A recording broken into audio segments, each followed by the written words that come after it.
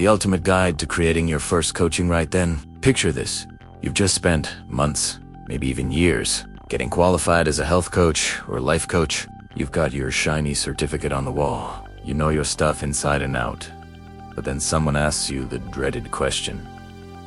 So what exactly do you offer? And suddenly, you're stood there like a deer in headlights, aren't you?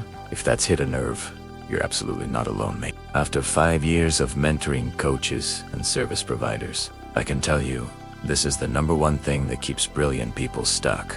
They've got all the knowledge in the world, but when it comes to packaging it into something they can actually sell, well, that's where it all goes. Pear-shaped. Here's the thing though, and this might surprise you, having loads of qualifications, and knowing your subject backwards doesn't automatically mean you know how to create a transformation for someone else. It's like being a fantastic chef, but having no clue how to run a restaurant. Two completely different skill sets. Right. Now, I've been in the trenches with this stuff for over half a decade, and I've seen coaches struggle with this exact problem time and time again. Brilliant people, absolutely passionate about helping others, but they're fumbling around, trying to figure out how to structure their knowledge into something that actually works in the real world. And that's exactly what we're diving into today.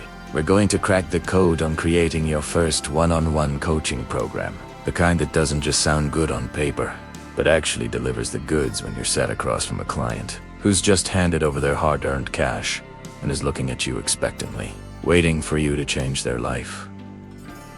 But before we get stuck in properly, let me just say this. If you're thinking about getting into coaching and you're wondering what qualifications I'd recommend, there are some brilliant programs out there that not only teach you the coaching skills, but also show you how to structure everything we're about to talk about. I've got some proper good discounts on the best ones. We're talking £750 to over £1,000 off. And I'll make sure you know where to find all that information. Right? Let's get down to business, shall we? The thing is, when you're creating an online service or program where you're taking someone through a transformation over weeks or months, there are really only 3 core things you need to nail. Just 3. But here's the kicker. Most people get so overwhelmed thinking about all the bells and whistles that they completely miss these fundamentals. And trust me, if you can't communicate what your program actually is and how it works, you'll never close a sale. More importantly, if you don't know exactly what you're offering and how it all fits together, you'll feel like a right fraud sitting across from a client, won't you? It's one thing to have your education sorted and feel confident in your expertise. That's brilliant, and it's absolutely necessary. But creating your own system, your own methodology, that you can package up with a nice bow on top and send out with a contract, that's a completely different beast altogether. So here we go. The 3 pillars of creating a coaching program that actually works. The first pillar, length and structure. Getting your timing spot on now. The very first question I always ask the coaches I work with is this: how long do you reckon you need to create the transformation your ideal client is after? And you'd be amazed how many people just pluck a number out of thin air. Oh, I'll do a 6-week program because that sounds about right. Hang on a minute. Right for what exactly? Here's the truth bomb. Your program length shouldn't be based on what sounds catchy or what other people are doing. It needs to be based on the actual transformation you're promising to create. Think about it logically. If you're a health coach and you want to help people lose 20+ pounds sustainably, are you seriously going to do that in 4 to 6 weeks? Come on. Everyone's going to be disappointed at the end. And worse still, Ella probably put all the weight back on within a month. B, you haven't given them enough time to actually change their habits. For that kind of transformation, you're looking at 6 months to a year, minimum, maybe even longer depending on your approach. But here's where it gets interesting. Before you can even think about program length, you need to have something else completely sorted first. And this is where most people go wrong from the get-go. You absolutely must understand your niche, not just have a vague idea, but really, truly understand it. You need to know exactly who you're serving, what specific problem you're solving for them, and how your particular approach is going to sort it out. Let me give you a proper example to make this crystal clear. Say you want to work in weight management. That's a massive category, isn't it?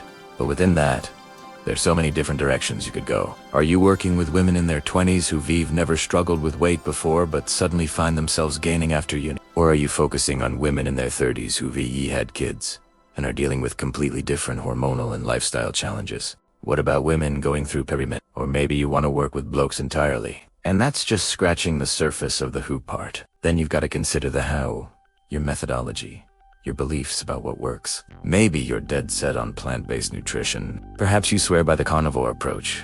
Could be all about whole foods. Or maybe you believe in flexible dieting when nothing has off limits, as long as it fits your macros. Here's the thing, your methodology is going to attract some people and repel others. And that's exactly what you want. Some potential clients will see your approach and think absolutely not, while others will see it as exactly what they've been looking for. You need to have proper conviction about your niche before you even think about building a program. None of this wishy-washy "I help everyone with everything" nonsense. That helps nobody. Once you've got your niche sorted, and I mean really sorted, not just "I think I know who I want to work with," then you can start thinking about program length. Ask yourself this: what is the minimum amount of time I need with someone to create the transformation they're after? Not the minimum time to make a quick buck, but the minimum time to actually deliver on what you're promising. And here's a little secret. It's usually longer than you think. Much longer. I know there's this temptation to create shorter programs because they seem easier to sell. But trust me, disappointed clients are not good for business. Word travels fast in the coaching world. And if you're consistently under-delivering because your programs are too short, your reputation will be shot before you know it. So be honest about the time needed. If your ideal client needs 6 months to see real, lasting change, then your program is 6 months long. End of story. Now, once you've sorted the length, you need to think about structure. And by structure, I mean how often you're actually going to meet with these people. Weekly sessions. Fortnightly. Monthly. This isn't a random decision either. It needs to make sense for the transformation you're recreating and the lives your clients are living. Think about it practically. If you're working with super busy parents, are they really going to be able to sit down with you for an hour and a half every single week to dig deep into the nitty? Probably not. They need something a bit more flexible, something that gives them breathing room. In my experience, and I've been at this game for a while now, meeting every other week or even monthly often works better than weekly sessions. It gives people time to actually implement what you've discussed. To experiment, to come back with proper questions and real experiences. There is nothing worse than turning up to a session where your client feels behind because they didn't have time to do what you talked about last week. That helps nobody and just makes everyone feel rubbish. So think about your ideal client's life.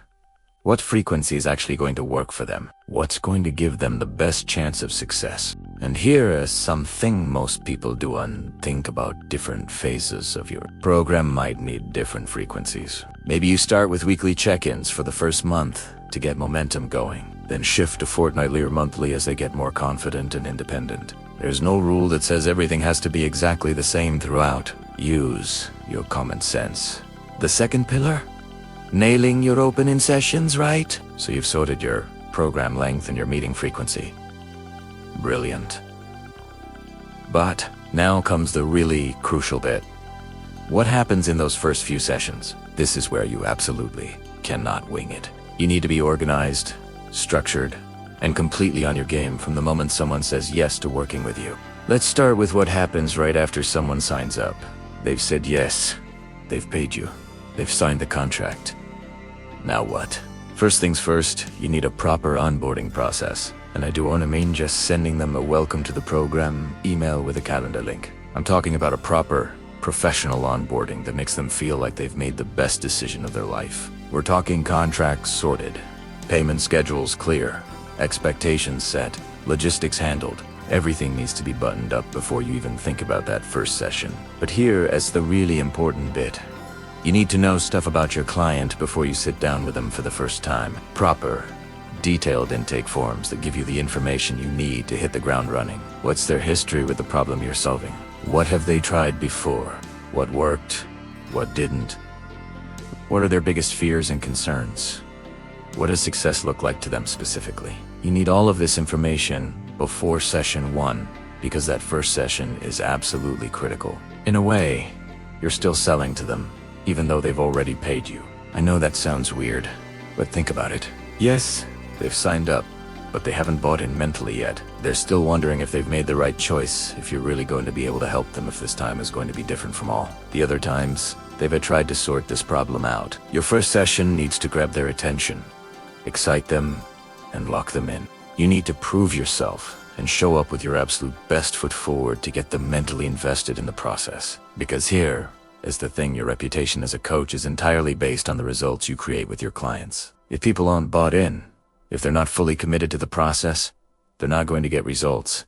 And if they don't get results, your reputation suffers. So that first session, it's make or break time. Now, depending on your niche and your approach, you might be able to plan out exactly what your first session looks like for every client. If your ideal clients are all pretty similar, and they should be if you've done your niche work properly, then you might know exactly what ground you need to cover in session 1, no matter who's sitting across from you. Maybe it's always about understanding their relationship with food, or uncovering their limiting beliefs about money, or mapping out their current daily routine, whatever it is.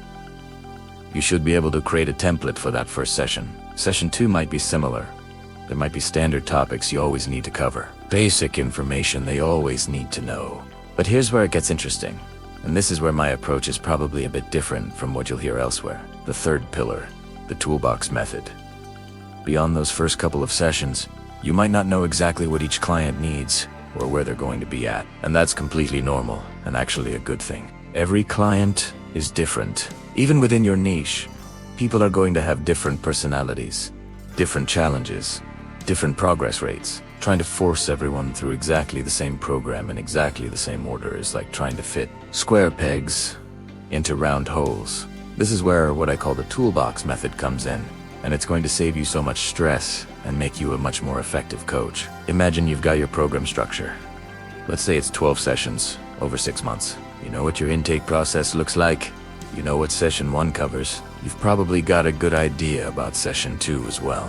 After that, you don't need to have every single session planned out in detail. Instead, you create what I call a toolbox. Picture a big box underneath your program structure. In this box, you put all the different strategies, resources, tools, and approaches you might use throughout your program. Everything you know could be valuable for the transformation you're trying to create. If you're a health coach, this might include different types of meal planning approaches, various exercise recommendations, stress management techniques, sleep optimization strategies, habit building frameworks, whatever you think might be useful. If you're a life coach, there might be different goal setting methods, confidence building exercises, time management systems, communication strategies, mindset work. Again, anything that could be relevant. The beauty of the toolbox method is that you won't have to know exactly when you're going to use each tool. You just need to know that you have them available. When you're preparing for each session with a client, you look at where they are right now, what they need most, what they're struggling with, what they're ready for next. Then you dip into your toolbox and pull out exactly what they need for that particular session. It's like being a really good handyman. You don't know exactly which tool you'll need for each job, but you make sure you've got a comprehensive toolkit so you're prepared for whatever comes up. This approach means you read not just making stuff up as you go along. You're redrawing from a well-thought-out collection of proven strategies and resources, but you're also not trying to force every client through exactly the same rigid program, regardless of their individual needs. As you work with more clients, your toolbox will grow and get more sophisticated. You'll start to see patterns in what order certain tools work best, what combinations are most effective for different types of clients. Eventually, you might be able to create a much more structured program based on all that experience. But in the beginning, don't waste your time trying to plan out every detail of every session. Create your toolbox. Stay flexible and customize things for each individual client. You'll see much better results. And your clients will feel like you're really paying attention to their specific needs, rather than just following a script. And honestly, that's it. Those 3 pillars, length and structure based on the transformation you're promising. Rock-solid opening sessions that get people excited and committed, and a toolbox approach that lets you customize everything beyond that. It really is that straightforward, but I know some of you are thinking, I get the concept, but I'm not sure my niche is clear enough yet, or I don't feel confident enough to create my own methodology. And that's completely normal. This stuff can feel overwhelming when you're just starting out, especially when you're trying to figure it all out on your own. This is exactly why I've structured my business to offer different levels of support. You don't have to commit to working with me for months if you just need help with one specific thing. If you need to clarify your niche and create a basic program structure that you can start selling straight away, you can book one of my office hour sessions. We'll spend an hour to an hour and 15 minutes intensively working on exactly what you need, and then you're good to go. My calendar updates every week, and we can sort out whatever's blocking you most, whether that's niche clarity, program structure, pricing, or anything else that's keeping you stuck. If you do end up needing more comprehensive support later on, you can always deduct the cost of that office hour session from any longer mentorship program. But for a lot of people, just getting unstuck on one key thing is enough to get them moving forward. The fastest way to get in touch is through my business social media or email ILL. Make sure you can find all those details, but you can also just grab an office hour session directly if you prefer to dive straight in. Here's the thing though, your first one-on-one coaching program is going to be the foundation of your entire business. It's what you'll be known for. It's how you'll build your reputation. It's the thing that will fund everything else you want to do. So it's worth getting it right from the start, isn't it? Don't try to reinvent the wheel or overcomplicate things. Follow these 3 pillars. Stay focused on the transformation you're promising to create. And remember that your job is to help people, not to impress them with how clever you are. Keep it simply, keep it focused, and keep it all about them and their results. Now, I know this is just the first part of what we need to cover. There's so much more to dive into. How to price your program, how to handle difficult clients, how to scale beyond one-on-one work, what to do when someone doesn't get results, how to handle refund requests, and loads more. We're going to cover all of that and much more as we continue this journey together. This is your complete guide to building a coaching business that actually works, and we're just getting started. But for now, take what we've covered today and really think about it. Look at your niche. Is it specific enough? Think about the transformation you want to create. How long will it really take? Consider your ideal client's lifestyle. What meeting frequency would actually work for them? Start building your toolbox. What strategies, resources, and approaches do you already know that could be valuable? What gaps do you need to fill? This is the foundation everything else builds on, so don't rush through it. Take your time, think it through properly, and make sure you're building something solid. Your future clients are counting on you to get this right. They're out there right now, struggling with the exact problem you're passionate about solving. They need someone who's thought this through properly, someone who's got a clear plan for helping them transform their lives. That someone could be you, but only if you do the work to create something that actually delivers on its promises. So what are you waiting for? Let's get building, shall we? Your time is coming. Keep believing, keep fighting. Don't just watch. Go out and prove them wrong. Thank you for being part of the journey. If you liked it, please like, comment, and subscribe. Bye.